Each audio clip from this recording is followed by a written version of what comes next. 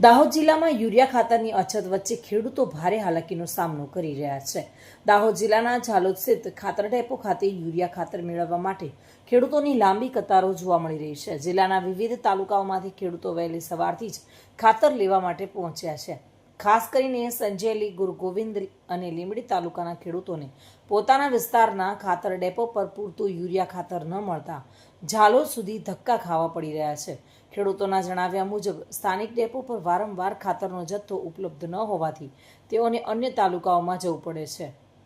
ખેડૂતોની માંગ છે કે સરકાર અને સંબંધિત વિભાગ દ્વારા તમામ તાલુકાઓમાં પૂરતા પ્રમાણમાં યુરિયા ખાતર ઉપલબ્ધ કરાવવામાં આવે, જેથી ખેડૂતોને અન્ય તાલુકાઓમાં ભટકવાની ફરજ ન પડે અને સમયસર ખેતીના કાર્યો પૂર્ણ કરી શકે। બોલો સરપંચ સાહેબ। हाँ, अमोने संजय तालुका में कोई खातर મળતું નથી। એમ કે કયું ગામ? એરોડા। એરોડા તાલુકો સંજયની જિલ્લા દાહોદ।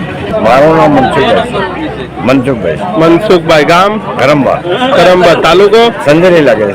અહીં કેમ આવવું પડ્યું ઝાલોદ સુધી? ખાતર નહીં મોટો એટલા માટે। એટલે તમારો ડેપો મેનેજર શું કહેવા માંગે? લાવતા નથી। કેમ નથી લાવતા? સેમ મળતું જ નહીં ત્યાં આગળ। એવું? આજ રોજ સંઘ ખાતર ડેપો ખાતે હું આજે ખેડૂતોને કેટલાકની રજૂઆતને ધ્યાને લઈને આજે મુલાકાત માટે આવ્યો હતો। તો ખરેખર જે લોકો છે કે જે ઝાલોદ તાલુકા સિવાયના જેમ કે લીંબડી છે અને સંજેલી છે, આ ત્યાંના લોકો છે કે અહીંયા સુધી ખાતર ના મળવાને કારણે અહીંયા સુધી દોડી રહ્યા છે। આ લોકો 2-3 દિવસથી અહીંયા ધક્કા ખાય છે। કિશોર ડબગર સાથે bureau report, today Gujarati news.